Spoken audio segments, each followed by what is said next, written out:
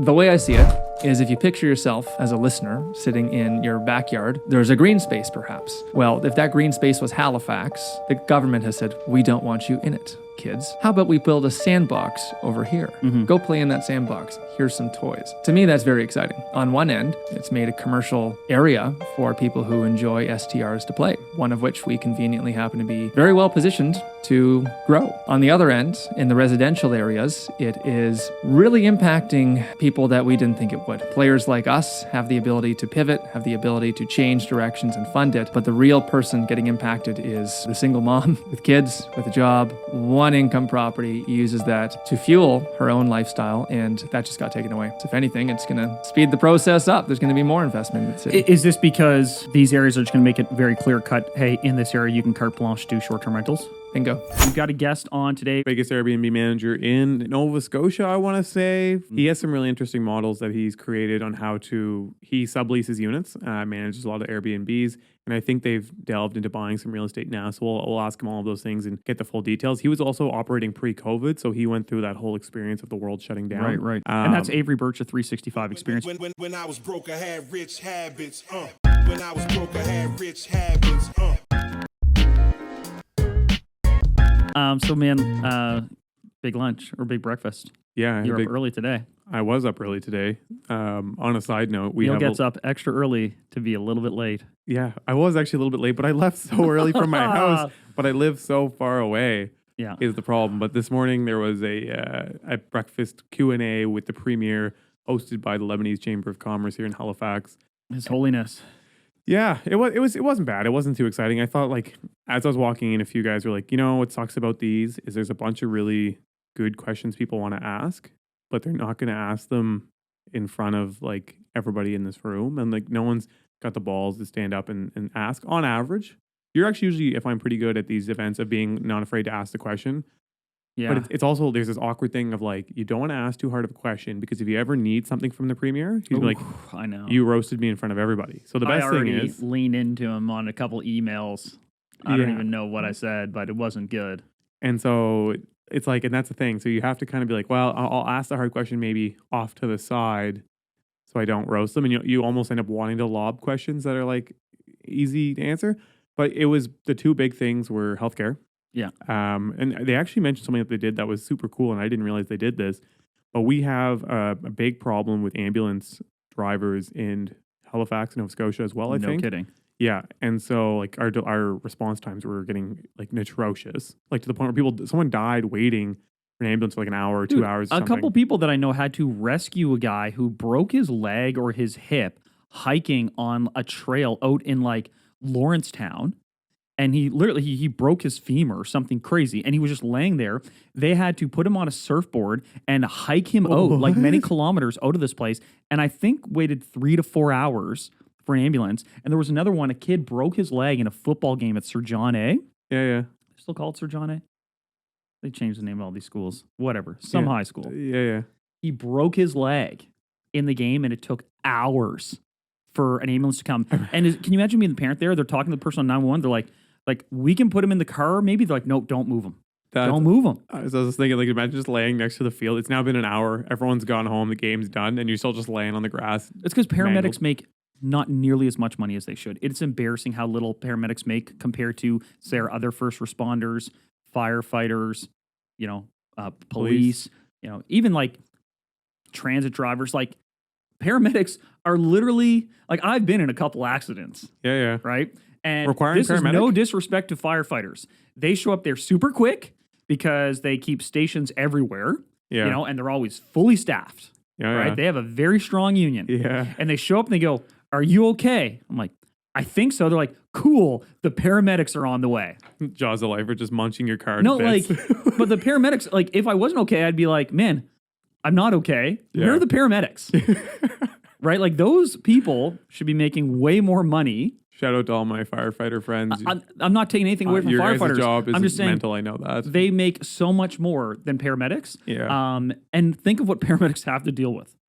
Gunshot wounds, man. People cutting off their finger. Yeah. No, the trauma is broken craziness. legs. Yeah. Like, I don't get it, man. But so this was a cool one that I heard. So you know that and I think this is everywhere, but paramedics a lot of times also do transfers. Like I know I needed a transfer between hospitals, and so I was in an ambulance to do that. It was a bit of an emergency situation, but it was all like they do transfers all over the place constantly. So what they did is they hired truck drivers with whatever class license you need to drive an ambulance. Yeah. And they're having them do all the transfers. So actual It's not bad. paramedics can Yeah. focus on doing the work they're supposed to be doing, which I thought that was a clever, Here's the other that was a clever problem. solution. Here's the other Or a problem. help, at least. It's And- not a solution, but it's a help. And this relates a little bit back to the defund movement, right? Which is terribly named, blah, blah, blah. Some of the thought behind that is like police and, EHS or whatever they're called should not be responding to mental health issues necessarily. Because I had a tenant situation where, without exaggeration, they would be at her apartment 4 to 5 times a week Yep. for 90 minutes each visit. Yep. And they knew her, and I've talked to them before, and they're like, it's 100% psychological. Yeah. She's not, she always felt she was having, oh my gosh, I'm having cardiac arrest. Yeah. But she suffered from some mental illness. Yeah. And they said, unfortunately, we have to come every single time. We have to come. And Yeah, there needs to be a better seriously, solution 4 or for 5 that. times a week. And there was another one at another property that's directly across the street from one of my properties. Same deal. They were there That- almost daily. It's Almost such daily. it's such a touchy thing because there might be that one time that she calls. Yeah, we all heard the boy that cries wolf The story. boy that Yeah. cries wolf, and if something ever happens where somebody and they kill themselves or something like that happens, Yeah. like it's gonna be. But we shit, need we're more back. emergency mental health response. Yeah. That could be something different. But then I don't know where you're going to find those people and what are you going to pay them because the stuff they're going to have to deal with is going to be crazy. But so it's interesting. Anyway, So- he was talking about healthcare, but Yeah. obviously, That was one of the things the other elephant in the room would have been housing. housing, and in our city, the Lebanese community is a big part of our housing development, and so there were a lot of developers in the room. Nobody asked anything too pressing, I'll be honest. We have a rent cap in place right now that went in during COVID for emergency measures. He alluded to that because it's supposed to expire at the end of this year based on what was put in. I felt less confident because he said, I anticipate that it'll be gone at the end of the year. And I'm like, what do you mean you anticipate? And then he And gone and replaced with what? exactly. So he repeated himself, and he's like, "Well, it would make sense, but we're going to phase it out over the next 3 or 5 years."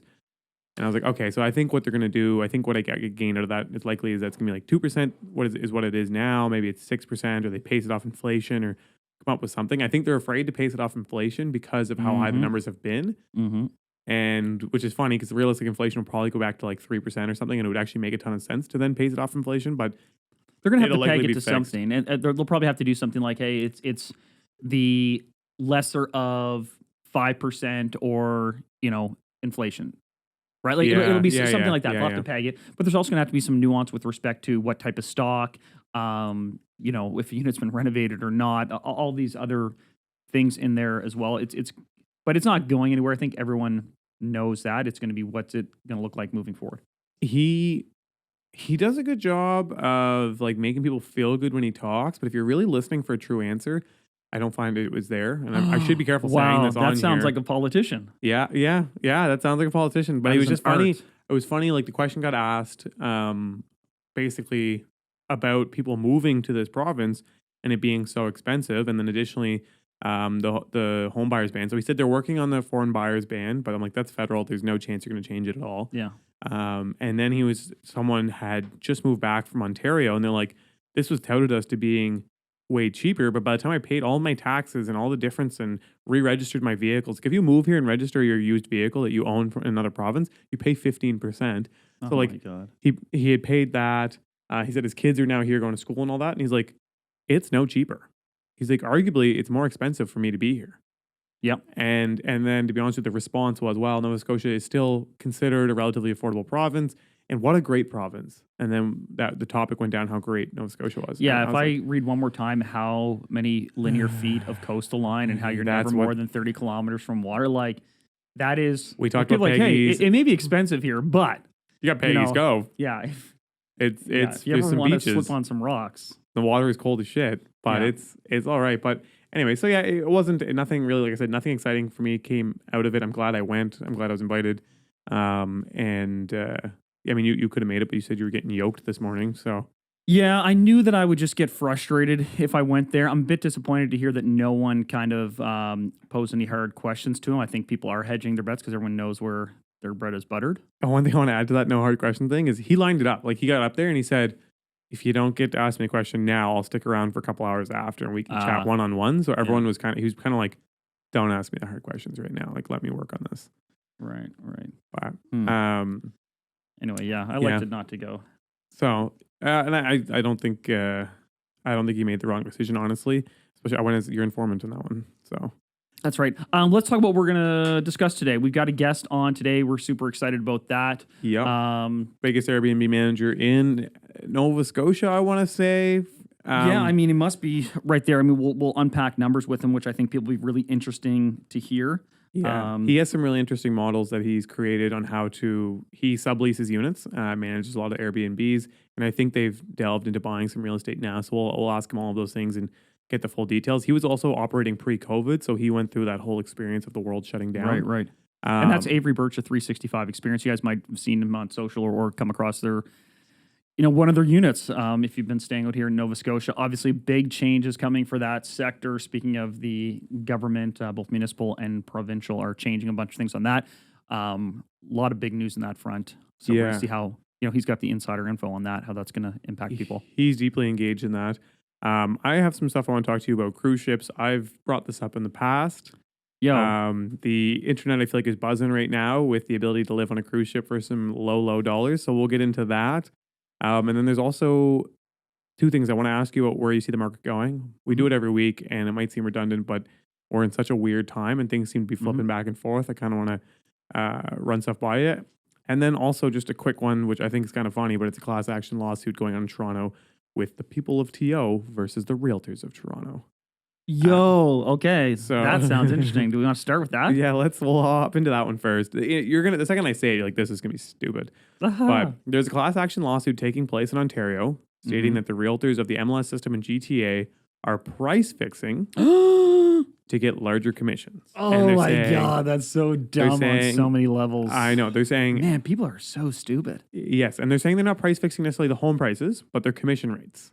Oh.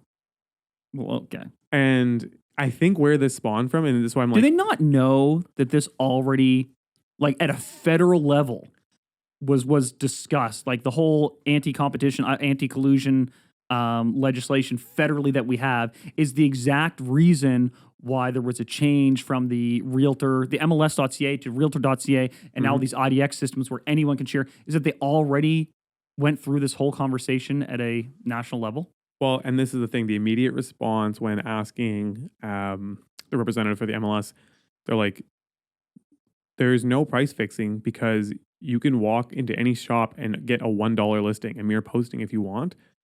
And due to that reason, you don't have to work with us. 100%. There's no part of Ontario where you simply have no choice but to work with a physical realtor that charges 2.5%. Any place in all of Canada, you can go online and for like a few $100s, you can list your home on Realtor.ca. I'd be interested to see who's involved with this because it's usually it sort of coincides usually with some company in the background that is now also launching a for sale by owner website. And like it goes hand in hand, right? Like, someone that they ask. Let's get a bunch of publicity because doesn't this sound crazy that this group is suing the real estate board or whatever it is. And then they just happen to also have a product that's like a for sale by owner program. There was nobody in this, but like that's exactly it. In like the CBC article, they're like, and we also interviewed the owner of Freebid where you can sell your home for free. And he's just like, realtors are the worst. And you're like, I actually was a realtor at one point, but they're the worst. And it's like, okay, just relax. But this would be like, for me, I was like, this is the equivalent of people being like, well, Ferrari's price fixing at $300,000. Like the car only costs $50K to make. They have the highest profit margins in the industry, but I'm like, yes, but you also can just go buy a regular car. Like you can't, you know what I mean? Like you choose to walk into Ferrari and buy the car. It's the same as when you choose to go to a full service brokerage, you're paying for a full service and that's what they charge. And people aren't going to care about this history, but I think we should acknowledge at one point in time, they might have had an argument when there was no internet and like literally these listings were hoarded by real estate agents and people like, I don't even know what's for sale. And the agents are like, well, I do. And I know the other agents that have buyers and blah, blah, blah. Then it was very difficult. Now, with the internet, come on, man. All the information is out there. The marketability of properties has changed significantly. And this is why that sort of model collapsed a little bit. And there are all these alternative pricing models and these alternative service models. Back in the day, it was a little sus. Like your agent literally could make or break you. Like if you're an investor, definitely could make or break you because there's some agents that would have lines on certain properties and could feed one thing to a sell. Like they Do had you know how so much our whole control. system evolved that the seller pays all the fees? No. Because it used to be that there was no such thing as buyer agents. There were only agents that represented the seller, but if you had the seller, I could also represent the seller and we would share the commission. So that's how, I would try to find a buyer to sell your home. So I would be actively trying to sell the home to get paid by the seller. And over time, people are like, man, the buyer's really getting no representation. So it evolved into buyer representation with the seller continuing to offer commission. But at one Which I point think in is a time, better system for sure. you talk to an agent that's over, say, 70, and they'll say something, and if you really prod them, be like, well, all of us work for the seller at the end of the day. We're all trying to sell the seller, because that's what it was. Everyone was out there trying to sell the seller's home. It'd be like you're on a car lot, the company has the cars, you're just there to sell the cars. You know, and you only bring it, like a buyer comes through the door, you're trying to find buyers, but you're trying to sell the car. Yeah, You're not representing the buyer buying that car. Anyway, so that's how that history evolved there. But interesting. yeah, And it's gonna be a funny lawsuit, but I guarantee you there's something, it's just someone got pissed off that someone either feel like their house got undersold or someone feels like they overpaid and then they're going to try and stick it to them. Well, every time one of those comes out, they say one of two things. I used to be an agent. Yeah. Or I had a bad experience selling my home. I didn't like my agent. And I also happen to be, very tech savvy. Yeah. Those are the only two things. Which no one that was a successful real estate agent would ever be like, I'm making too much money. I'm doing too many deals. This isn't fair. I'm going to voluntarily take less money and start this service. At the end of the day, they weren't making enough money. They weren't closing enough deals. That's why they start these other services. Print it, write it down. Only the agents will appreciate that comment, but whatever. I agree. But anyways, I wanted to mention that because I saw it and I thought it was kind of hilarious. And I don't say it because I'm an agent. Like I understand the frustration sometimes, but people choose, like the sellers are choosing to do that and they're paying for it. So, anyways, moving into the cruise ship stuff, because I feel like that's an interesting one for everyone. I'm sure you've all seen, and if you haven't, there's a bunch of pictures going around on Instagram of cruise ships that say you can live on a cruise ship for $30,000 a year. And I was like, sick. Sounds great. I am out of here. Like, prepare for Let's live on a cruise ship and we'll start our own for sale by owner website. Yeah. Me and you, Neal. We could sell units on the cruise We'll be ship. the honeymooners. Yeah. Doing that. So I looked into it. Have you looked into it yet? No. Just briefly. Okay. No. So the company that's like getting all the media coverage right now is called Life at Sea Cruises, and they're taking bookets for what they call the ultimate bucket list cruise. It's a 3-year long cruise, covers 130,000 miles, 375 ports, hits all 7 continents and 135 countries for the low price of $30,000 a year. So you have to buy port every 3 days. Ooh. Yeah. Crazy. Well, but Oh wait, how many years is that you go for? 3 years. So every 3 days. Yeah. And so they have I didn't write that part down, but they had, I think for 175 of them, they're 2-night stays or 1-night stays at the port. So you can actually spend a bit of time there.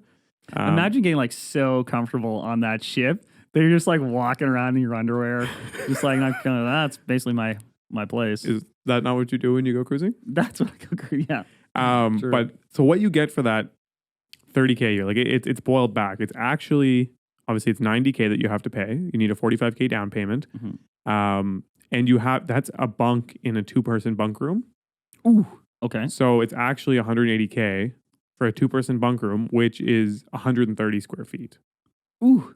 Right? And because if you've been on a cruise before, the rooms are super small. I have not been. I haven't been either. I've been on a cruise ship, but I've never been on a cruise. Let's do it. We should. We should do a Master Keys cruise. That would actually be, yeah, okay. Anyways, so it's $180,000 for the 130 square foot condo for 2. You are allowed to share it with people. So potentially you could buy portions of that time. Okay. But what's included with that was actually quite surprising to me, because technically it's $2,500 a month per person. So you get your lodging. What? $30,000 a year. $2,500 a month. All right. And with that, you get your lodging, your food, unlimited buffet, food, soft drinks, juice, tea, and coffee all day, laundry and housekeeping, alcohol with your meal. All the port fees and everything are covered. Entertainment. I don't know if there's much entertainment that's included necessarily. I thought all these cruises had like little shows. Well, they do usually, but this is really cheap. Like this is less than $100 a day. And then there's high-speed internet, and then they built a business center with office spaces and meeting rooms and boardrooms to allow you, because the idea is they're going after people that can work remotely permanently to go on this. And it's kind of a neat idea. Like if you worked remotely, and this is a setup for this, you would do your 9 to 5, but the second 5 o'clock hits, you're going to walk out at a like new city every night, and you can go to some super cool restaurant. You can have experiences on the weekends. They have it definitely set up to go to really cool ports, and they have overnight stays. Like it's actually kind of sick to think that like when you're sleeping and working, you're probably cruising along, and on all your other free times, you're in a different part of the world. It's like a pirate. And it's only $2,500 a month. So like a pirate. What do you do? I'm a pirate. Just think, if you said, Go and so port. that's like saying if you look at it like this, let's say 1,500 of that 2,500 goes towards housing. You are literally only going to be able to buy a $200,000 house in the current market conditions anywhere in Canada. Well, yeah, utilities, insurance. Between utilities, insurance, property taxes, and heating and your mortgage, $200,000 is your budget at $1,500 a month, and then the other $1,000 would go towards cleaning and food. Like, and even if you brought food down to $500, since you brought your budget up to $2,000, that's maybe a $270,000 home. So you basically can't live anywhere in Canada, and anywhere you even try to live, you're going to have a very small, not a well-conditioned home. It's not like you're going to get a new construction condo or anything like that.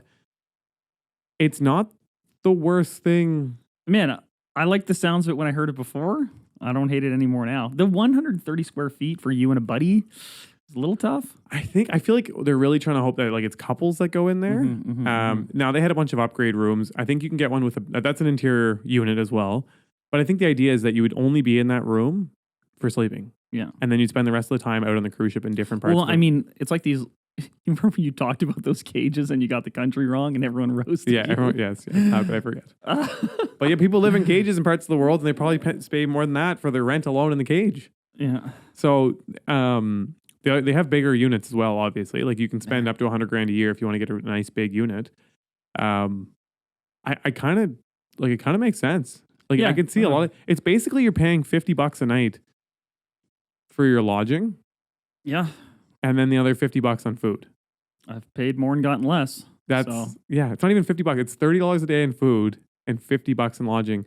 And you get to go all the way around the world and see all these cool things. Like it's honestly, if you're on a remote job and you want, like this sounds sick, man. It has potential. Can you see this? Can you see, after reading this, I was like, can you see us getting to a point where there's a large population of people living on ships like this? Like if this goes successful, the obvious thing would be that they're going to then pre-release a bigger ship, and so people will commit in advance.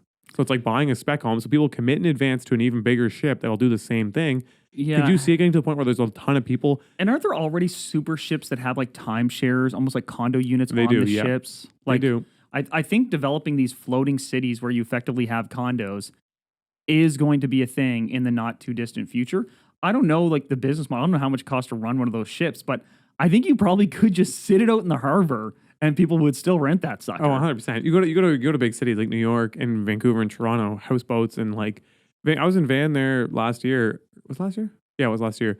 And they have a whole like community, like it's like with like boardwalks and everything, and all of them are houseboats, and they look like literal houses. Like I don't mean like when you think they don't look like they're moving anywhere. No, like when you think houseboat, like it looks usually like a shed on a barge. These look like actual homes, like homes that if you lifted them up and put them on a street, no one would look twice because it's an actual house. And they were chilling on barges, floating, and they were all tied up together in the harbor with boardwalks between them, and people just live in them like normally. Man, I watched First 48, like the murder shows. Yeah. And there was this one where there's this whole kind of, it's a pseudo homeless encampment, but it's on the water. They have these little rafts and they go and they like tie to each other, and that's where the homeless are living. What city? I can't remember. I don't know. Anyway, one of them was murdered gruesomely. Anyway, let's change topics here. Switching into some I don't know. I think there's like good news, bad news stuff coming out here. So I'm going to throw this at you, and you tell me what is of interest to you and what isn't. Bank of Canada did not hike rates for the first time in 12 months, 300 years. like 8 consecutive increases that took us up, I think, 425 points in 12 months. This is the first time there was no rate increase. I actually got a couple celebratory text messages from friends and clients who were like, no rate increase today. And it's like, yes, we finally unclench our assholes for a moment because we finally didn't get absolutely pulverized. Maybe not. I mean, it's still clenched. I would say I'm still clenched. Everybody, Full clench, 365 days a year, just like the cruise. But I mean, that was that is exciting that's news. some good news. Yeah. And obviously, Canadian inflation, like we said in the last episode, came in lower than expected at 5.9%. The problem, Economy is saved. well, the problem with this is that the Fed. Kind of the chair of the Fed just announced that there's probably more rate hikes coming there. I think they're somewhere around 4.5, just over 4.5% right now, and there's talk of them going to 5.25, 5.5. Some people even saying maybe 6%. Yeah. So that's not good for a couple reasons. As soon as that happened, the Canadian dollar dropped a little bit. We talked about this before because the exchange rate pressure that happens with that, and we have to realize that if the Canadian dollar goes down, everything we import gets more expensive, and that is going to put pressure again Inflation on our prices here. So how long will we be able to stay independent of the rate hikes in the U.S.? I don't know. Yeah, that's where I was going to go with this. I think it's exciting that they didn't. I got to take this coat off. It's 1,000 degrees in here. Maybe it's because I'm wearing the headphones. You I should know. try Why are them you on. wearing the headphones for literally no reason? It's exciting. I can hear the voice. Now I see what the guys are dealing with when we start to like tilt our mouth away from the mic and you can't quite make it out. But all right, I'm free. Maybe I'll do a button here. I gotta Wow, this is get a getting little chest hair out here. Okay, so Jesus, buddy. no, so yeah, excited they didn't do a rate hike, but exactly to what you said, there's going to be, because it's going to hurt our currency, which we talked about on previous episodes on why it does that. It's going to make everything more expensive again because we literally import all of our goods for in a large majority, really. And so that's concerning. The other thing is that I heard on the rate side of the world is the States, 98% of the American money is locked in at a lower rate than what's out there today. And that's because in the States, you can get a 30-year fixed mortgage. And a lot of people do take them, and they've been taking them. And so like 50 or 60% of the mortgages in the States are under like 4%. And they're locked in for 30 years. So they don't have to change. They don't ever have to, like in the near considerable future, need to make a change. And so where I'm going with this is that Canada is not in that position. We don't have those length of mortgages. Most residential mortgages are 3 to 5 years. So a lot of people are going to have to change if they haven't already. And we are highly leveraged in certain places. So although that rate hike is good to hear, I think we're at a point where the rates are high enough that people are really going to feel it. Inflation's gone as far as it has and will likely continue, maybe not continue to grow, but it'll continue and take longer to deflate because of this. And again, it feeds back to my concerns of like something's got to give. And I'm not told it's necessarily the real estate market because there's a lot of people who don't need to sell. Like I'm feeling that every week as I send out offers. People are like, I just don't need to sell. Like I'm not going to reduce my price. But it might put a beat down on a lot of other things like consumer spending, consumer debt, automotive debt, just overall, like, you know what I mean? Which is, where they want to rein in, but if it's so dead and dry, it's going to be hard for industry to survive. Let me hit you with a little boohoo related to that. So there was just the delinquency numbers were released for fourth quarter of last year. Yeah. So delinquencies are climbing for almost every lending product except for mortgages. Okay. So, personal lines of credit, car loans, the delinquency rates year over year are up for every single one of those in the fourth quarter of last year. Okay. And that's measured by 90 plus day of delinquency on the payments. Yeah. So they're up nearly 21% here in Nova Scotia. Yeah. They're up 14.6% in Ontario. Hold up, they're up 21%? Yep. Okay, sorry, continue. Delinquencies on non-mortgage lending products in Nova Scotia are up 21% year over year in the fourth quarter of last year. and Alberta was up just under 6%. The only province that was down was somehow BC, but across the board, the whole country's up around 11 or 12%, and even higher if you take out BC. That seems to be doing well somehow. Is there data within that of what makes that up? Like, is it delinquency specifically on car loans or credit cards? Virtually every single product was up in every single province, almost. I mean, there's some where certain sectors are maybe better than others, like student loan versus car payments versus unsecured debt versus whatever. But the interesting thing there is that mortgage delinquencies are not up. But here's why. We've talked about this before. People will pay their mortgage first at the expense of all of their other boring products. Yep. I've said this before. People rarely go bankrupt on their mortgage. They go bankrupt because of the other higher debt, lower priority boring products, which are no less harmful from a credit or from just a cash flow perspective. But people obviously prioritize the roof over their house. But there's an inevitability building there. 100%. And that's kind of been my mindset this whole time. Like, I know I've been back and forth and talking about the real estate market. And I think for anyone that's listening, I'm trying to just talk about this. Like, it puts it in your head and you're cautious and you choose what to do with it. But I think automotive is going to be one that takes an absolute beatdown, because we were at a point where people were paying over sticker for cars. Used cars were basically the same price as new cars, and the financing terms on these vehicles are brutal. And lots of people rolled previous debts from vehicles into new cars. Mm-hmm. And it's not a necessity, especially not a necessity to have a certain type of car. Like, really, everyone, for the most part, 95% of people could get away with a very basic vehicle to go from point A to point B. It's a desire to have those upgrades. It has also been an easy thing to sell, as opposed to, say, your house. Right? Exactly. So it's also a market where they can produce it very quickly. Like, in a month, all the car brands can make 1 million cars. Right? Like, they can. Doesn't seem like it right now, but I know what you mean. Yeah. Well, and I think part of it's artificial, because when I go to the dealers and talk to them, like, some of the other brands that aren't as horny on this back order style, like, the sales guys will tell me, like, no, man, like, we have full supply. We just don't keep it on the immediate. Our new thing is we don't keep it on the dealer lot. And so they're kind of creating the perception that they're on this huge back order. But I also know, like, same with Teslas. Like, I know everyone was freaking out with the chip shortage, but you couldn't get a Tesla during COVID for a year and a half. Now you can order one and have it in 60, 90 days. Most vehicles are like that, unless they're special editions and stuff like that. Like, I think a lot of times when they're telling you those, and I bet you a lot of the dates that they're giving people right now will get beat. They do that to create hype, in my opinion, right? Like, not to rag on car salespeople. I love cars. I love the whole industry, really. But it's probably known for being the most, I wouldn't say fraudulent, but they'll stretch the truth the furthest. And so if you're in car sales and you disagree with me, let me know. But I think it's the most aggressive sales for a product of that dollar value. And so sometimes they'll create the idea that, like, oh, you can't have the car for X amount of time, and then, oh, we got it and this and that. Like, I think there's a lot of that goes on. I see that market taking up, slaughtering that, boats, toys. Like, I think the toy market in general is, all the toy stuff is going to be the first to be purged. Yeah, you're going to keep your house first, like you said. 100%. So that's scary.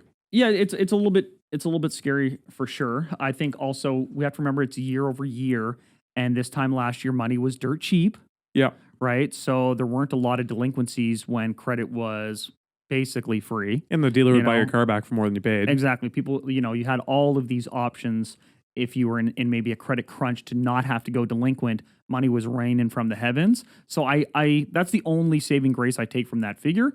But it's something worth monitoring for sure. 100%. And I think that's where a big part of our beatdown is going to be, is on regular consumer debt, which is going to change our abilities to purchase stuff. Like Chandler just said, there was a lot of interest rates that were low and it made it easy to buy, but there was also a million programs. It got to the point where you could finance a pizza. Right? Because every finance company was just like, well, no one's defaulting because I always come up with money. So it's just we can lend against literally anything and it works out. But now as people start defaulting on everything and like, shit, this person's got a $900 line of credit with pizza that they're not paying. And what are we going to collect on? They already ate the pizza. Like, you know what I mean? So all I got back was the crust. So like, you can recycle the cardboard boxes, but it's not going to bring back your $900. Yeah. And so I think that's going to change that world a lot. On the housing side, I do think, and I've said this on pretty much every pod, but I think places like Ontario are going to take a beat down because there's been so much that's gone on there to artificially increased the market, and there's a lot of private lending that takes place there. So they haven't been following the rules, and they don't have the long terms. Like a lot of these private, smaller banks don't offer these long terms. Well, Neal, I'm glad you mentioned Ontario. Uh-oh. So the numbers for Toronto came out.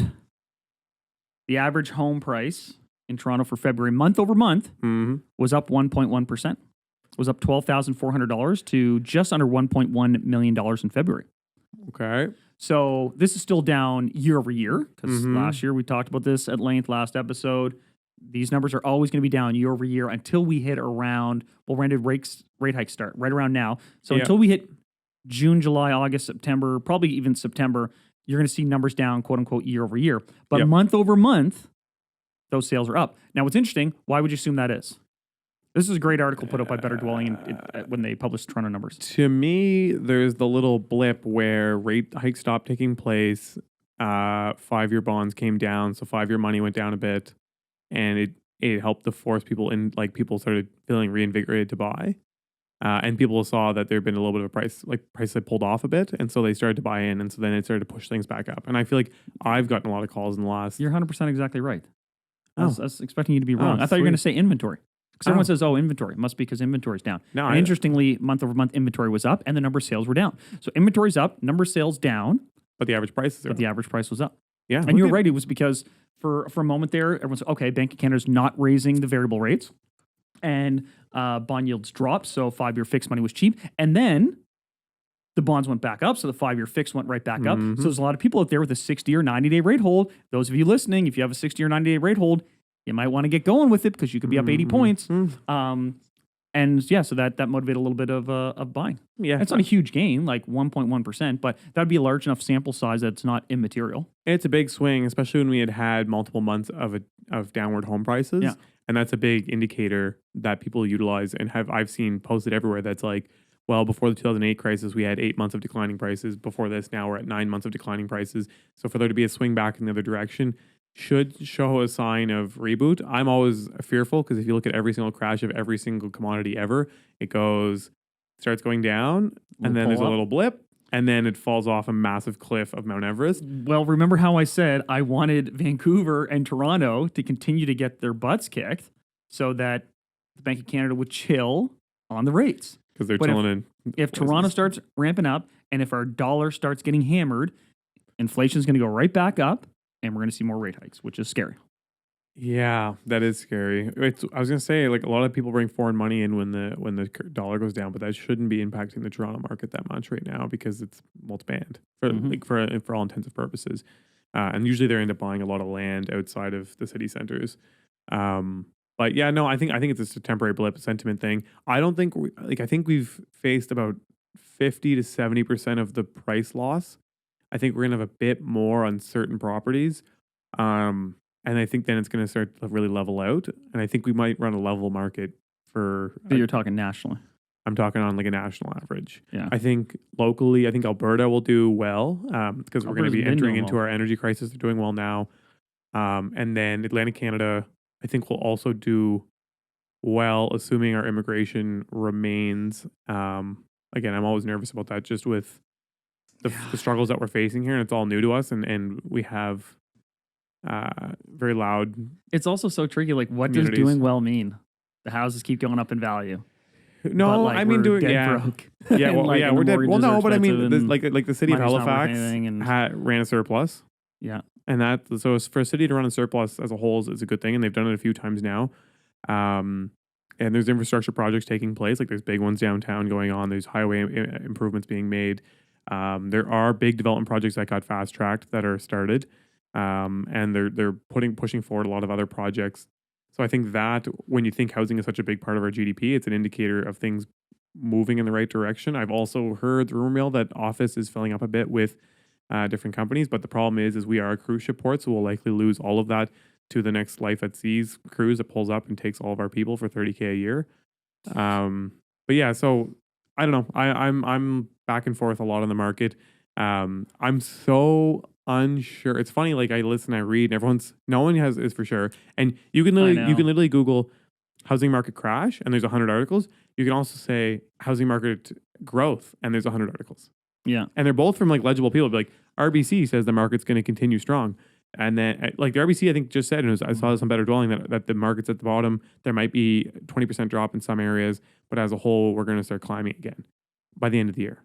And then other people are like, we're about to fall off the face of the earth to the point where you'll never own your own home again because it's just so volatile and you're going to lose all your life savings But like, what? by crypto. And I don't know What does this mean for inflation, man? Like, That's the my food bigger price thing. stuff is crazy. I think Loblaws had big profits Q4. Like, you're talking about manufactured scarcity in the auto industry. Like, all this stuff we do focused on housing and we ignore, like, if you applied the same logic to these other big industries where maybe there's, I don't want to say price gouging, but a lot of it smells a bit like price gouging. I don't know why we don't tackle some of that, but anyway. Well, on that cheery note, do you have one more thing? No, I was going to say our key player of the week before that's we bring Avery in. I don't know, is he out there? I don't know if he's here yet. No. But we're actually recording this today on International Women's Day, and this is a pure coincidence. Yep. But we have a female player of the week. Yeah, so our Key player of the week. Our key player of the week was nominated to us. And just as a reminder, you guys can nominate a key player whenever you'd like, and we will definitely shout them out, assuming it's for the right reasons. But this week we got Janelle Pouchet. And so some of you guys may know her. She's a mortgage broker here in Halifax. She seems to travel a lot as per her Instagram page, and she has been investing in real estate for a few years now. Yeah, she's newly a mortgage broker. Her original background is actually in engineering, much like yourself. How many engineers do we know that are just like nuts to this? I'm getting into real estate. That's what she did at a young age, 23. I think she bought her first duplex, and from there, she partnered up with Ian Armour, and they've been, flipping, burring, wholesaling, buying multis here. I think also looking down in the States a bit as well. Yeah, and they're now hosting monthly real estate meetups in Halifax. They run a weekly podcast club, and they have their own podcast. And then she got her mortgage broker license. Together, they own 26 units. They've raised about $1 million in private lending. And like I said, she lives a very, I think, aspiring lifestyle for a lot of people where she's able to travel. She runs her mortgage brokerage business, and she's also investing. And 26 units at a young age is very impressive. So nice work, Janelle. You're our key player of the week. And again, if you have someone you want to send in, let us know. We'd love to shout them out, potentially have them on the pod. Yeah. But yeah, let's we'll tag her so you guys can get at her. And we're going to switch over here. Now we're going to talk to Avery. Thanks so much for listening to this point. Don't forget, like, follow, subscribe. Once you shared that you were watching us, like, to your stories, that means a lot to us. It also helps with engagement. So please continue to do that. But keep listening, because Avery Birch, owner 365 Experience, is coming up after the break. We're talking about the Airbnb, all the changes, all the legislations, all this crazy stuff that's going on. I may have to admit that he's changed my mind on some of this stuff and what it could mean going forward. I've been critical about the features of short-term rentals. He's also going to tell us about this really cool retreat that he's building right here in Porters Lake. It's super cool, so keep listening. A weed whacker. We're back in the studio now with, I'm going to say friend and Airbnb aficionado Avery Birch. Not much. How you doing? Doing good, man. Yeah, very timely conversation. That was a brutal intro. You're killing me over here. Well, I was going to say, Avery, trying to let you handle the intro, and you're no. Well, if you go for it, if you want. I was going to say, Avery, if you want to introduce yourself, I don't even know what all you have going on right now, but I think Chandler does better than I. Well, I mean, I reached out because I know you spoke at the public forum with respect to the short-term rental changes that were happening here in the city, and you had a lot of really important things to say, and I knew kind of that you were a big player in that space. I guess I maybe didn't know to quite the extent. So many people are asking about what these changes are going to be, how it's going to look, what are the impacts, and a lot of people, certainly a lot of our listeners, are opposed to them. So I thought getting it from the source would be great. And then come to find out you're also up to some really cool things, like you're designing some new spaces and some new retreat stuff, really. So we're going to talk about that as well, which is an extra little bonus. 100%. But you guys know each other somehow? Yeah, we have like a small background, and I was just about to explain. I was like, this would be a funny story for the pod, slightly. But I don't know if you remember specifically how we met, but I'll tell. We met through another colleague of ours, who I would say is one of the best people at networking that I know. Like he is, like he makes his full-time thing is that he networks and maintains relationships with everybody. Once he meets someone, like he will maintain that relationship. full effort, whether you want it or not. And I'm not saying that I didn't want it, but I'm just saying he did a very good job. Stalker, got it. And Yeah, he cool, made cool. way more effort than anyone ever has that I know. Anyways, I'll shut him out. Kareem, he doesn't even live in Canada anymore, I don't think, but he owns a company here in Halifax. He does, yeah. But I met him because he responded to a Kijiji ad for a rental listing that I had posted. He had no intent of renting from me, but he came out and he chatted, and then he was starting a cleaning company at the time, and he asked me who cleaned my units. And that's when he got on me, and he had my phone number then because he came for a showing, and he stayed on me and stayed on me and stayed on me. And finally I gave him a unit, and then he did some more units and kind of went from there. And we always networked. He was always really good at introducing. He's like, oh, like, we'll be talking. Like, what do you need? What do you need? What do you need? He'd always say that. What do you need? What do you need from me? And I was like, I don't know, man. You reached out to me. I don't need anything. And I'm like, he's like, well, what are you doing right now? And I'd be like, oh, I'm wrapping my truck because I had a contracting company at the time. And he's like, give me a minute. And he like has in his Rolodex a guy that he's also maintained that relationship with that wraps vehicles. And so then he'll introduce the two of us. And like a lot of people would do It's called like reverse networking. This is where getting like weird. you try to instead of trying to put you together, you put other people together and know that's going to reciprocate back. But yeah, and so he basically exactly, and he was. I'll give him credit. He did a really good job of it. Yeah. He introduced me to you. He told me that you were going to be the first Halifax billionaire or a billionaire or something along those lines. That's how he told me. He goes, "This guy is going to be a billionaire. You got to meet him. I swear to God, you guys are going to like hit it off. All this." And so he introduced us. I think we met at like Halifax Club or something. And then yeah, he has a cleaning company that he's basically made fully automated, and so he's able to travel the world pretty much the whole year, it seems like, and make a very solid 6-figure income. And he's never here. And I don't think like he was like, look, this is how big I want to make it. It's going to run automated. I get to enjoy my life, and off I go. And so he hustled for about 2-3 years, and off he went. And he did everything. Like he flipped his cars, he flipped it where he lived. Like he was big on doing that. He flipped everything. He flipped everything. So anyways, long-winded way of how I met Avery. Now I will let you speak, Avery. Tell us a little Avery, about yourself. CEO of 365 Experience. So why don't you give us your background? Right on. Well, started back in 2016. Painting business before that. Student Works, University Painters. Yep. You know the deal. University Pro Painters. Worked great. Yeah. Worked great. Trying to find something of my own. I put my spare bedroom on a 2-bedroom up on Airbnb, and it very quickly paid for the rent of the whole space. And I thought, well, that's nice. Way. So I like data. This was 2017? That was 2016. 2016, okay. Yeah. 2016. And I like data. So I went online. Where's the data? How much can these things make? We all know AirDNA. Anybody who's worth their salt, of course. AirDNA is the real player selling the shovels to the gold mine. Yeah. That's funny. So I found very quickly that there was a gap between rental prices and what we could make on Airbnb. So we just went about getting 1, then went to 5, then went to 10, then 25, and now we're at 100. So I'm gonna stop you right there on two things. First, on renting your apartment, was there any issues with that? Like, what was that like? Like, I've always wondered what sharing a space would be. I think Not only that, but also with your landlord and the building. Sharing the space was fun. Like, I always met cool people. Honestly, really got a kick out of it. Okay. If you're into that, man, I don't know if you stayed in the actual bed and breakfast. It's great. Like, you meet this sweet little old lady that runs the bed and breakfast. Like, that was part of the charm of the bed and breakfast. And a good Airbnb cohabitation situation, because I've done that in the States. It is cool. Like, you meet someone, you're like, hey, man, what can you tell me about this place? 100%. And I'll say my first probably 5 Airbnb rentals were me renting rooms in houses because it was a cheaper alternative to a hotel. Yeah. And yeah, I met some super cool people. I had some really weird experiences. A really quickly one was the house looked identical in the photo. And so I just walked up and I was like trying to use the Airbnb unlocker app that they told me to download, and the door wouldn't unlock or go green or whatever. So finally I was like, oh, screw it, let me see if it's unlocked.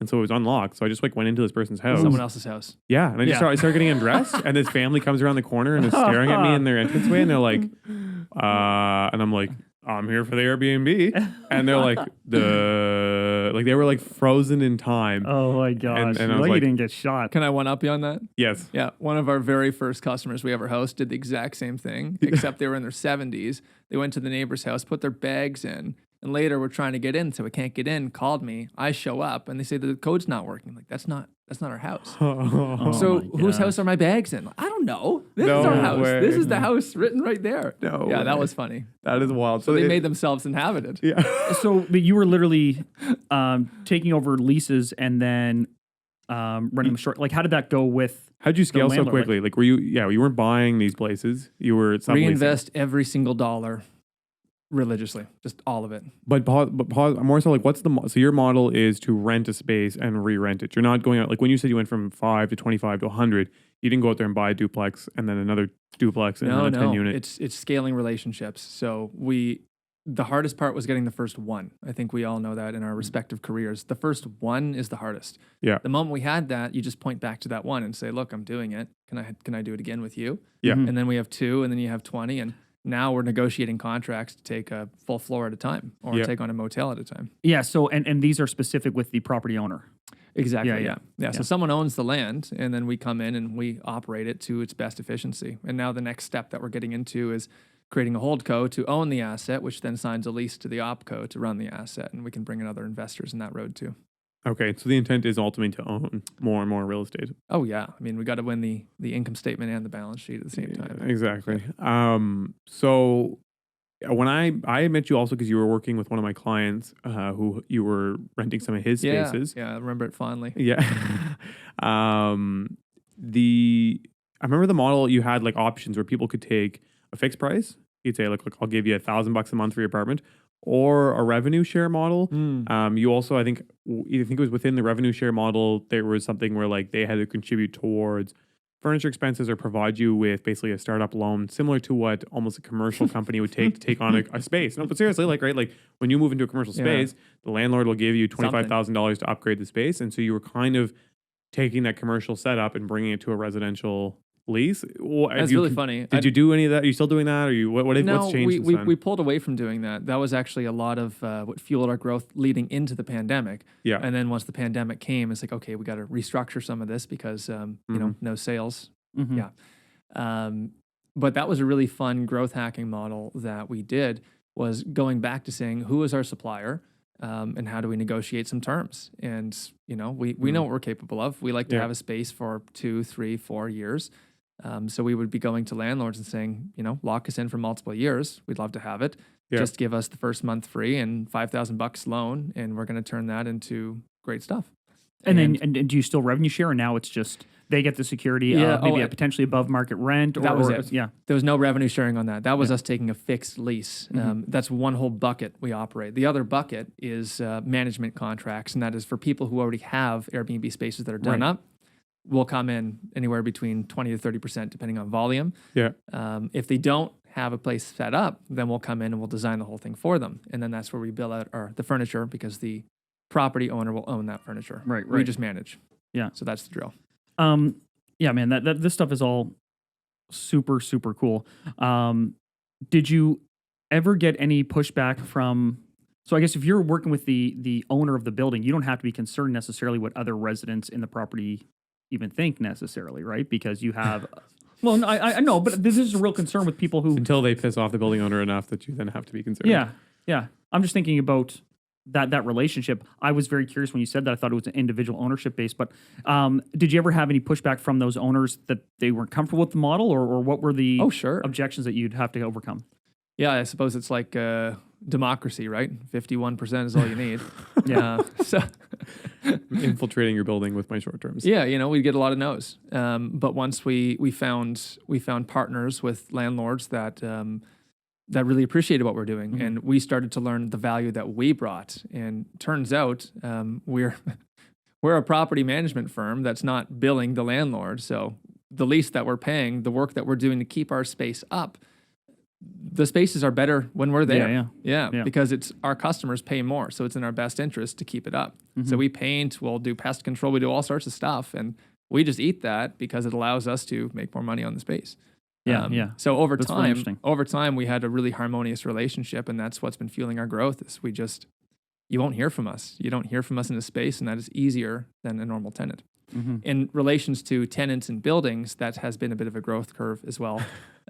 Because some spaces, if there's a tenant in there and we're operating a short term, it can create some friction. So we've built out some boundaries around that we don't cross, and it's worked pretty well for us. And then if you can scale to getting the floor model, that helps a bit too. Oh, exactly. Yeah. On that same note, outside of like the actual building owners or other tenants, have you had pushback from your clients' banks or insurance companies? And it's kind of a loaded question because I know my client's bank stepped in and was like, you can't have one person renting this many units in a multi-unit building, especially if they're short-term leasing them. Yeah, that was a one-time thing. I've never seen that since. No? I don't even know what that was. Yeah, it genuinely happened. I think it was when he submitted all the leases and they saw they're all the same name. It flagged whatever. But you haven't had any issue with that since? Never had an issue with the banks. What's interesting, I actually had someone contact me on 2 different spaces that I recently put up for rent. Someone else here locally trying to do this same model and marketing it towards what they call them corporate stays or whatever. And it was the same deal. They want to just kind of like, hey, we'll take your unit, we'll furnish it, and blah, blah, blah, blah. And for me personally, I was like, you know what? I don't know who you are. I don't want to do this. And, you know, the rental market's been strong enough that I was like, have to? Yeah, I didn't have to do it. And I did have some concerns about whether or not my insurance would be complicated by this setup. And even whether or not big picture, my tax implications could potentially be affected down the road. And this sort of leads in a little bit to these more nuanced conversations happening around short-term rentals right now. So maybe if we can just shift a little bit to that, if you can high level summarize what it is that the government here, at the municipal level, is looking to do, and maybe even give your opinion on it. I think we probably agree on it in a lot of ways, but I'd be curious to hear your summary of it. Well, I really like taking complicated things and making them so, I don't know, a 6th grader could understand. Maybe that's where I live in my mind. Yeah. The way I see it is if you picture yourself as a listener sitting in your backyard, there's a green space perhaps. Well, if that green space was Halifax, the government has said, we don't want you in it, kids. How about we build a sandbox over here? Go play in that sandbox. Here's some toys. To me, that's very exciting. So, you know, it's a bit of a double-edged sword of what Halifax has brought to the table. On one end, it's accomplished Canada First. It's made a commercial area for people who enjoy STRs to play, one of which we conveniently happen to be very well positioned to grow. On the other end, in the residential areas, it is really impacting people that we didn't think it would. Players like us have the ability to pivot, have the ability to change directions and fund it.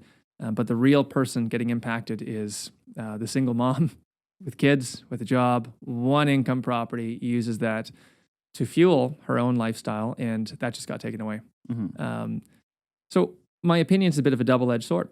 One, I'm excited. I think this is an incredible move for Halifax, a hybrid approach that I haven't seen across the country. And I think eyes are going to be on us. If anything, it's going to speed the process up. There's going to be more investment in the city. Is this because these areas are just going to make it very clear cut, hey, in this area you can carte blanche do short-term rentals? Bingo. Yeah. Yeah. What do those geographic areas look like? Is that decided yet? Yeah, there's about 12 to 14 commercial zones in Halifax. They're all a little foggy right now and the changing infrastructure. They've picked about 3 of them. So there's a little pushback that we want to provide to say there's some of these other areas that should really be considered that currently aren't. However, the fact that there's a starting point is extremely compelling to, as you say, carte blanche to have a commercial activity where we don't have it as a primary residence. Is it basically that you're just going to draw a little halo above the Hydrostone and say just not here and anywhere else can go? Because that seems to be the entire conversation. Yeah. If you're not from Halifax, the Hydrostone is a very trendy neighborhood or district within a neighborhood that has grown immensely in the last few years. Close-knit, aging community. It's really beautiful. We have a property in the Hydrostone. Long ago, we shifted it to 30-day minimum, which a lot of people are going to have to do. Some properties just don't make sense. We act based on what the community will tolerate, and some communities tolerate 30-day minimums. Some downtown, no one knows their neighbor. That's fine. 2-day minimums. In the city, with the regulations, have really highlighted the fact of saying we have a short-term rental housing problem and a long-term housing problem. Cutting one off to feed the other is not going to help anybody. So they made a district to say, we want tourism here. That's exciting for us. I think I'm with you on that. Like that does make a lot of sense. It's the tough part is there's a lot of, and that's what we talked about when we first heard it come out, is that it's going to impact a lot of people. Like you said, the single mom that needs the extra income, or someone who's trying to get on the property ladder. It's their only way to afford or get into a home, or start their investment journey. So for that, it's a little frustrating. That's a cruel irony in some sense, because a lot of the people celebrating these changes are saying, this is great because you know what? These are businesses. They're not mom and pop operations. They're businesses, and they're making these monies with these hollowed out neighborhoods, effectively running hotels in these areas. And I'm so glad that the city's cracking down on that, and that's going to stop. It sounds like what you're saying is it's the exact opposite. Like bigger players like yourself will continue to do that and will be given freedom to do so, but it's actually more so the individuals who are renting a basement apartment, or, renting a room, or maybe have a secondary suite, or put up a yurt down in, the Eastern Shore for surfers. They're the ones that are going to be screwed. And there was at that meeting, there were a couple of councillors that did provide pushback, and they were more of the cottagey areas, because truly it doesn't make sense, create Those these areas rely on regulations. that. We're not expecting every single one of these properties to come back to the market, are we? People aren't going to put inhabitants in their cottages. So there is some areas that need to still be worked out, and that's going to happen on September 1st. But those councillors at least are supporting an amendment that at least allows people to do their cottages, for God's sakes. Okay. So you stand behind the Airbnb model. You think it still has space in this market, and you think it's still a good way for somebody to get started if they just it's can got a understand lot of space and navigate the rules the rates are going to go up because of those. Oh yeah. Halifax is booming. It's an exciting city. People are coming here. This place is thriving. Yeah. We have two housing shortage problems. So take away supply Short-term from and one. long-term. No problem. We'll do that. Anybody who's got spaces left, I can see a very expensive 2024 summer season coming. So where are these areas kind of roughly that are earmarked? Are you able to kind of say roughly geographically there? Picture stuff around the downtown core. There's not going to be any independent residential homes where the city is. This is the fun part. The city's logic for regulating what should be commercial and not is if there's a hotel or a bed and breakfast in the same or similar or nearby zone, well, then why can't you? Why can't that also be commercial? That's the argument. So it's coming around. Precedent. Well, it's down the road. How far do I need to be? Do I need to get a ruler out here? And some of our properties, we want to do that because they're right down the road. Do you think it'll be zoning based, like corridors? Like for Halifax and stuff, we have a zoning called corridor. It's super foggy right now. It's super foggy. That's a lot of people I've heard been like, well, I think it's gonna be the corridor zones, which include the ability to have you ground can be floor commercial. all of these side streets off a corridor. There's some sort of hotel on all of these corridors. Exactly. And so if you're on a side street, well, think of like, Quimple, there's a hotel, right? Where at? The Atlantica. Right at the start of it. And we've got a property right next door to it. I guess. And Right. So then does that mean all those streets in behind, like The one right across the street from it. Like, go across the street. Does that count? Yeah. Yeah. No, it's going to be a weird. So who's really going to get affected is people outside of the core, and the core is going to be foggy and messy, and we hope to have more clarity. I don't know. I was gonna say I wanted to talk about the Porter's Lake, your new project, but Yeah. I was going to ask you about some numbers first on the Airbnb. What would you expect for a person to say, like, if they're within the zone that makes sense, and I know it's hard to project, especially where numbers are likely going to increase. If someone's long term renting a unit for $1,500, on average, are you seeing like you can be like, okay, look, once you pay for the furniture and we take our 30% management fee, you should be netting more than that $1,500? Like, can you confidently say that on average, or what's like what's your pitch and somebody going to Airbnb? Obviously, I feel like a lot of people went because they heard the hype and all the money that could be made. Yeah. Honestly, the best properties, truly, that we've found are the ones that are distressed, and we've put love and attention into. We've signed a long-term commitment, maybe 3-4 years, where we'll get our money's worth out of it. We come in, we paint it. That gives us a space that is more affordable on the lease side, so that every month we're not climbing such a big mountain to get over those gains. Or you go all the way to the other end of the spectrum and go to luxury. But the stuff in the middle is hard. It's hard. Yeah, but truly, the revenue you can make from one unit in Halifax area, 30 to 45 grand would be annualized. Okay. Do you still chase after those smaller scale I don't want to call them subletting, but like that model, you still chase after that now, or are you mainly going direct to larger landlords? What do you mean by that? Like, say someone has a home Chasing down in the duplexes. North End. You know, it's Yeah. got 2 units, and they're like, hey, I'd be interested in working with you guys. Is that still really part of your business model? Oh yeah, or are you yeah. guys, So okay. so we're we're focusing on motels and management. We got motels, commercial zone. We've got the commercial zone in Halifax for apartments, and management is anybody's properties that we can add our spin onto to make them successful. So we'll happily do that. For us to sign commercial contracts, no, we don't do this anymore. We look for a floor. We look for a group of units to consolidate our expenses. Way more affordable.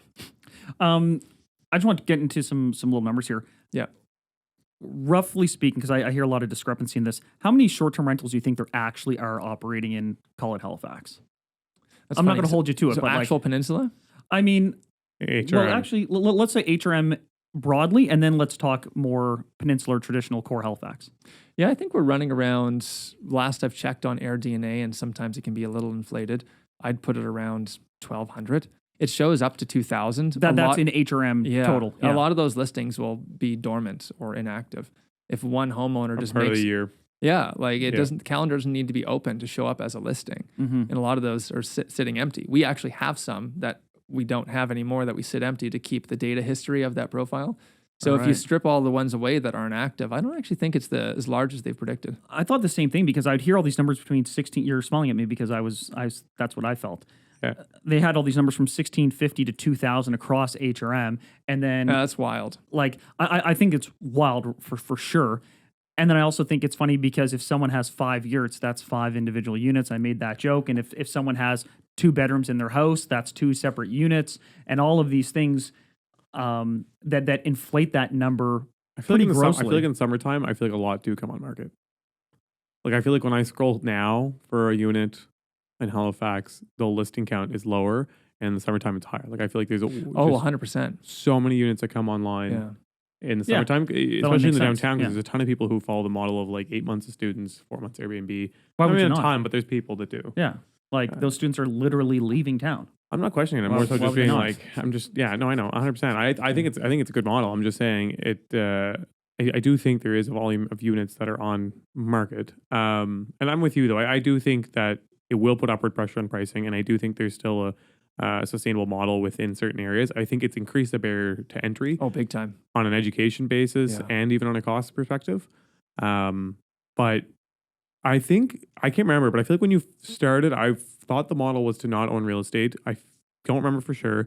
You're now talking about buying real estate, which I think is the best move. And I'm curious what brought that change. Was it COVID? Can I ask one more question Yeah, before sure. we pivot to this? Because we're going to pivot to this really cool project that you have, and maybe some other things that we haven't even Yeah, learned yeah. about yet. I have one last question about this Airbnb stuff specifically. Yeah. Let's do it. Is there clarity yet around your property tax assessment? So Oh, Mm. no. Yeah, taxes. What Okay. the hell's going on there? No, because there's not. Not at Okay. all. That was Because a there's- great question, and it's not clear at all. It was just a Yeah. discussion, and it was glossed over. Yeah, I 'cause you're hope gonna to have- see more for September. yeah, you're going to have to. It's some people are going to be out there like, yes, this is great. I have a North End property that now I feel better about the fact that I'll be able to continue to operate it as a short term rental because I'm in a residential area, and you see all the stuff like, oh, you can't do a residential area unless you live in it. But sounds like maybe there is more nuance to that if you're in certain districts. However, you will be changing the use of the property to commercial, which means you have to make a declaration for tax purposes. There's an accounting component to that and the changing of expenses with your property tax. And I But there's think- just nothing. And I think if we consider on the residential There's side, no- where it's someone's primary residence, I'm hoping they don't make it that complicated. Okay, well now you've planted seeds for 2 more questions I want to ask about the Airbnb stuff.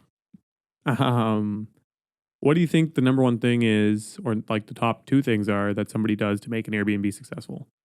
Whether it be like the furnishings, photos, the location, pricing. So for us, combining with experience. I've isolated it down to a trade secret, the secret sauce. Secret sauce. Every Airbnb space, if you walk into it and it just doesn't feel a little right, Yeah, you know, when you walk in a room and you're like, it's a little something's not there. Something's not here. Yeah. Without fail, It will It not is- perform. it will not perform. But it is always one rug, one wall art, and one lamp away from feeling cozy. That changes everything. If you were to paint a big mural in your living room, take a photo of that drives sales. It's the best ROI. Stuff that we do. Interesting. Okay, so making it unique. Yeah, but a Unique space needs to stays- feel full. And if a space feels full, people come back and they spend more. Yeah. Do you have a recurring client base that looks specifically for your guys' properties? We're about to start that. We are doing a rebrand. Soon it'll be called Sweet Digs. Sweet Digs, man. Yeah, Sweet Digs. Sweet Digs. Yeah. And we are I'm going to assuming take... that's with a UIT. It's not. I think missed opportunity there. No, it's not. Digs is... As the digs. Digs, Yeah. if you look at the history of digs, it actually is the space. Yeah. It'd be like saying spaces. And I don't want to be spaces. Yeah. I want to be sweet spaces. Just double down. Lean into the pun. Anyway, no, that's what we'll watch for that. Look up the word, though, digs. You'll see. Yeah. People be like, oh, man, nice digs. What's my What else? last question before we make the transition is what is your number one piece of advice outside of what they can do for the Airbnb? If somebody's looking to get into this, should they be focusing on something like educating the heck out of themselves, preparing a bunch of cash on the side? Just take action. Just take action. Everything like everything always else. comes down to just do take it. action. Like you're gonna Trial by get fire. rejected. You're gonna Yeah. something's not gonna work. You're gonna burn a bit of money. Everything comes down to relationships. Just start asking questions, and everything will show up. Yep. Okay. No, I'm with you on that. That's what I would think. say focus on distressed. Focus on something where you can improve with makeup. What is distress? You say distress. Like for me, distressed when I buy a Dated building apartment, is really dated apartment. really Yeah. okay. Yeah. Interesting. I feel like that's very counterintuitive to what most people think when they think Extremely. Airbnb. Well, yeah, you don't want just distress like the windows are broken and stuff. You mean just like, it's tired. No, and you it's go in there and tired. hipster it up, man. You Yeah. put the right artwork, you put the right decor, you put the right paint. We've taken spaces where the floor was beat up, the walls are just scuffed really bad, and the light switches didn't make any sweet sense. The roof was too low, but we just leaned into that. We put down a lot of rugs and we painted on the wall saying, "This is the light for that room," and people loved it. And now it's really well performing. We called it the Artist's Hideaway, and we just blasted it with 100 different framed pieces if of you art. can't sell the steak, sell the sizzle. Baby. That's what it's Oh about. man, that's clever, man. I'll give you that. I have one last question. All right. Okay. Well, how many times do we want to say last? 10 more. Okay. Until I stop coming up with good questions. So, do you think that this new legislation is going to have any impact whatsoever on Oh, my housing, God. rental housing stock in Halifax, be it supply to a significant amount or cost? No. Interesting. No shit. No kidding. I'm not 100%. Was there anyone in the room that was like, we do acknowledge this is going to have no effect on anything? Well, in its most natural form. Like if we just, you need more houses. You can't just keep shuffling people around, Sometimes we're going to need to sit still. The people from the commercial zone who are residents slowly we'll see migrate to the residential zone. And then the residential will see slowly migrate to the commercial. It will be a shuffling of cups. Mhm. That's it. So we're keeping busy. We're moving things around. Like I saw one quote, and I won't name who the counselor was because I like this counselor a lot. Yeah, no names. They said, well, I mean, even if it adds 100 or 200 units, then that's good and we should do it. And my issue with that is, like, you clearly don't know. You're like, I don't know. Your margin of error there is 100%. It's either going to add 100 units, it might add 200. Like, so you don't even know. Yeah. And you're inflating this number like, oh, there could be 2,000 out there. Everyone, I think, knows there's nowhere near that many, but there could be that many. And it could only add 100 or 200. We don't know. And then it's obvious that everyone will know that's not going to make any impact on pricing whatsoever. So it seems like a lot of work. And it's being sold as this idea, this proactive thing towards housing affordability. It's just not. And I think if someone were to say, listen, we know this has nothing to do with housing affordability. This has to do with regulation and taxation. I would respect that more, right? But the fact that it's sold under the guise of this is proactive change to improve housing is either really, really stupid, and there's a lot of really intelligent people that are missing that, or just it's false really, really pretense. smart. They're doing it to gain traction that they're doing the right thing. I think that's what it really is. But I like I'm with you where it's like I think it's exciting because I think it makes sense to push a lot of the Airbnbs out of specific like residential neighborhoods. Like it doesn't necessarily make sense if you have kids and then your neighbors got the house all Airbnb'd up. Like there's sometimes We'll always there's bad have stuff. 30-day minimums. Exactly. So there's things like that. So I don't know. I think regulation is required. It's the taxation. I'm not always super pro because they're going to tax it to the hilt, and it just makes it so much more expensive and harder to do. But and I do think it will bring some units back in certain spaces that will be helpful. But on the flip side, it will take spaces away. You'll see them come back. Exactly. But there'll be spaces that get sucked up in other places that were also needed. And these owners that are bringing them back on the market are getting used to earning $3,000 or $3,500 a month. So what do you think they're going to be listing their apartment spaces for, right? I don't. They're now furnished. They're not going to be rentals. cheaper. They're not Yeah. gonna And the be reality cheaper. is some of them aren't going to be legal, and they'll have to disappear 100%. Yep. And then where are we going to put these tourists? Where are we going to put these new to country immigrants who have nowhere to stay? I don't know. Down that path. But okay, Last question is last. It's all done. No, I don't have a last question. I don't have a last question. I'm just fucking with you. But pivot now. we 'cause- want to pivot now because, like I said, I talked to you before, and originally the model was to try and avoid ownership. From what I remember, I don't remember for sure. And now, obviously, you do own real estate, and you're continuing to buy, and you have a very exciting project going on. Can you tell me why that changed, if it did, and then also what this new project is? Anything to add? No, I was honestly just mesmerized by how hairy? low this button has gotten. Did he on Neal's open up shirt more? here. I thought we were going to get a zoom in on that for Yeah. a minute. Well, we probably can you close crop there's- that? There's a Zoom good in on chance that that's getting zoomed Yeah, in. okay. I'm going to That put was- that back up. Okay. That's great. Yeah, go ahead. Yeah. So It's hot in here. getting hotter. At the end of the day, we've built a very good cash flow business. Yeah. It does well on an income statement. That's fantastic. But as we've learned, it looks like garbage on a balance sheet, and it is tough to fund further growth with that. So we need something on the balance sheet. Best use is an asset, When he's saying balance sheet, he's talking assets. Yeah. perhaps the property.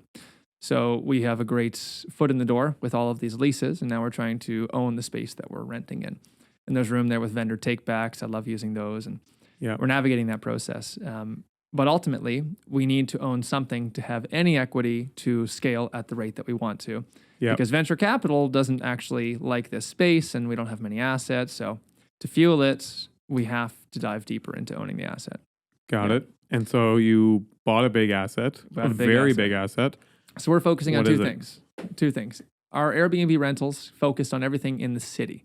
Yeah. That allowed us to cater to a commodity or a need. People need a place downtown when they come to visit. Fair. Well, we focused on the next time saying, let's cater to the wants. What do people want to do for fun? The niche. So we bought 250 acres just on the outside of town, about 35, 40 minutes. And we went into our roots. We said people love to go camping. Let's build A-frames, yurts, domes. We have a private lake. We just added four-wheeler tours. We have a bar opening up on May 2-4. It just keeps getting carried away. Oh, and it just turns out, apparently we have a ski hill. I skied it yesterday. That was hilarious. Yeah. So we are now having a pop-up ski hill. Who can say that? They That's don't pretty just sick. pop up. They don't just come out of nowhere. So we're going to clear a couple runs, and then you can see yourself skiing down, hop on the four-wheeler, come back, drop down. So, There you go. So how are you going to do? That's Yeah, it. you're going to rip them up with a but four-wheeler. the most fun concept, the one that I'm playing with right now, and this is a golden nugget for you both that I haven't exclusive for this podcast. What? We are trying something new. So building all of this out is very, very hard. People already have assets. How can we collaborate? Well, we've worked really, really hard on building an adventure playground for adults. Well, the next step is we need a place to house them. So we're creating a collaboration here where we say, we've built the space. You have things and a place to stay on wheels, whether it be a Winnebago, a teardrop trailer, an RV. How about you come park it here when you're not using it? And we're going to turn that into an income asset for you. We're going to manage it. That's what we're doing next. That's very So we're clever. launching that out to the market. We're going to be looking for 5 people to launch with that want to test that. And we project $1,000, $2,000 a month going into the summer. I would like to go back to the pod where I said my way to make The RV. Yeah, the RV. My way to make $1 million was to buy some RVs and rent them out. Here's a great opportunity to buy one and give it to Avery. And We I are think giving people a couple of our space listeners to do it. actually did buy some. Yeah. So they may hopefully reach out to you. So lease it out what do you for have active there right now? What's it called? Porter's Peak Adventure Getaway. Find us at porterspeak.com. Peak Adventure Getaway. Yeah. What's up there operational right now that someone could go there today and do? We've got year-round cabins. We have full private lake, so they could go skating right now. They could go four-wheeling and zip around the lake. We're connected right next door to 200 kilometers of four-wheeling trails. They could come do that. We have winter camping with wood stoves inside, people that like to freeze their butts off and then wake up in the middle of the night and heat themselves back up. Hells yeah. And very shortly, we're going to have a couple of domes. So to each their own adventure. The cabin structures that are there now, did those come with the land or did you build those? No, we built everything from scratch. So we built a 3-kilometer road. We encompassed the private lake. In the summer, we have stuff that we put in the lake. People can go swimming. There's hiking trails right next door on the other side. Did you stock the lake with fish? We're thinking about it. Yeah, stock it with fish. Not a very big lake. It's a tiny lake. Makes them easier to catch. Yeah, just stick your net Then you go, down. man, think of the Instagram, like you catch your fish. Yeah, we're thinking about it. Fish in a barrel, right? Shooting fish. Shooting fish in a very small lake. But right now, they can come winter camping, getaway. Where are you marketing it? Are you using the traditional sites or are you going direct to consumer? We've worked very hard to build out our Instagram. So you can look us up at Porter's Peak on Insta and watch our stories. They're funny. We work really hard to make them compelling. And our direct bookings are number one right now. We actually surpassed the Airbnb earnings because we've religiously focused on our Instagram. So look there for entertainment and inspiration. Where's the financing coming? Where'd the financing come from to buy the land? Because I imagine that much acreage in Porter's Lake was not cheap. And then where are you continuing to get the money to build the yurts, the A-frames?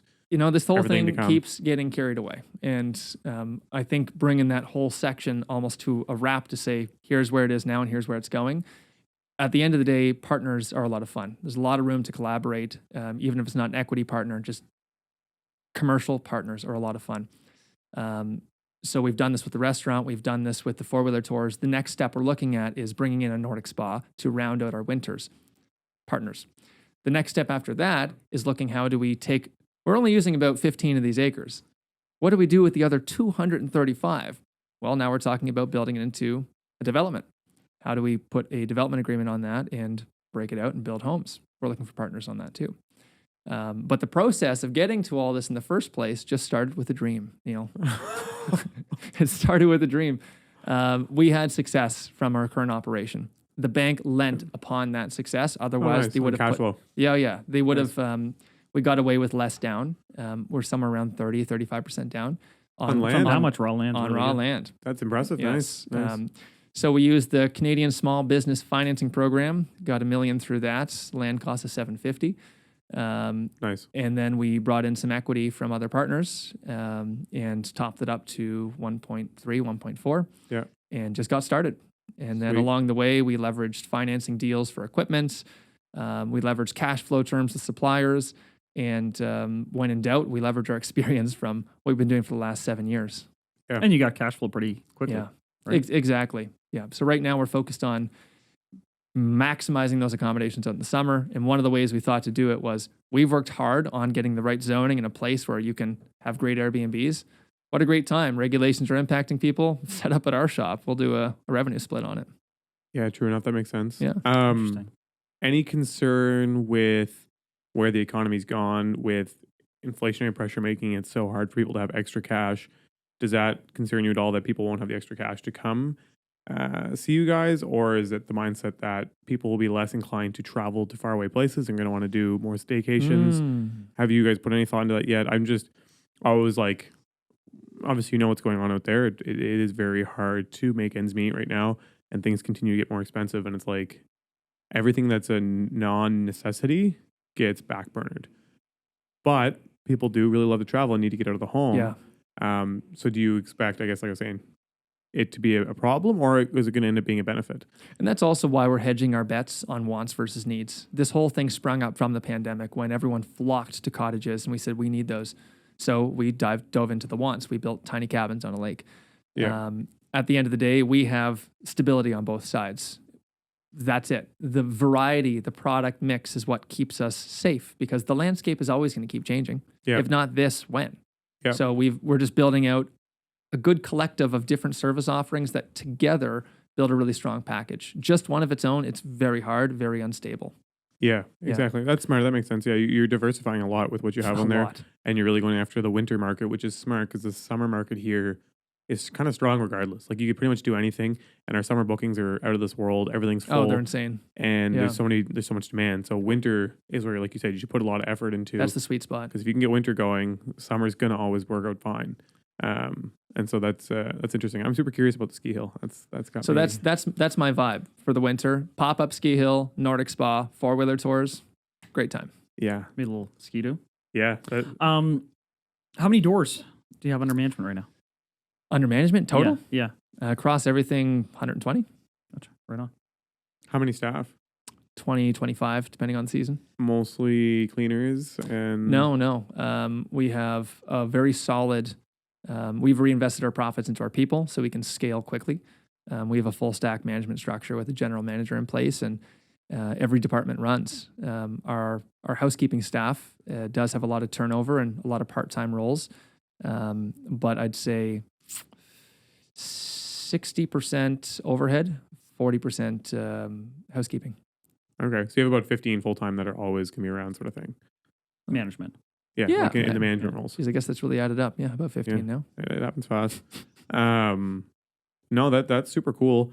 I don't- Well, this has all really been enlightening and interesting to me as someone who kind of, I've been on here and said short-term rentals are dead. But I'm mainly, I still stand by that in terms of like the genuine mom and pop, one-off, maybe two. Yeah. It's going to be Yeah. hard. Because frankly, they're going to be competing with guys like you that have that economy of scale, and are able to work within these regulations. But within that, do some really big things potentially. Yeah, 100%. We've created, just a random thing here, we've created an inbox, questions at 365x.ca. If anybody that's going to be impacted by the regulations, the new zone, they can send us an Basically- email. We're doing some free one-on-ones to just help people adjust. I love this community, so any way we can help. Cool. Basically infected. Infected. Infected by the rules. By socialism. By the I'm just kidding. taxes. Sort That's a separate pod that Chandler has. Okay, no, I think that's all the questions. Yeah, that man, we that got, was man. very interesting. I think we covered a lot of topics that weren't even expected to cover. So that's really cool, man. Under Really cool. promise, over deliver. Appreciate you coming in, man. Actually, before we cut you off or finish you off, now I have One I last have a last. We question. have to have one last question. Do you have someone that you aspire to, or look up to, or you tried to model your business after? Someone in the real estate world, or someone in the investment world, or banking, whatever it is. I've always went down the line of Branson. I love Richard Branson. I think the energy and the humanness he brings to life is just so fantastic. So everything that we do, we put fun and autonomy right at the front of it. We want all of our people to be decision makers, and we want fun to be the priority, because otherwise we're just wasting our time. Interesting. No, that's cool. Branson's sweet. I like him too. He's my boy. He's your boy. All right. Again, thanks so much. Thanks for on, guys. Always Avery. listening. Like, follow, subscribe, all that good stuff. Peace. Thanks so much for watching the episode. I hope you enjoyed it. If you did, press like. Don't forget to subscribe. But also check us out on Instagram and TikTok. You can find all the links below. Thanks again for checking us out.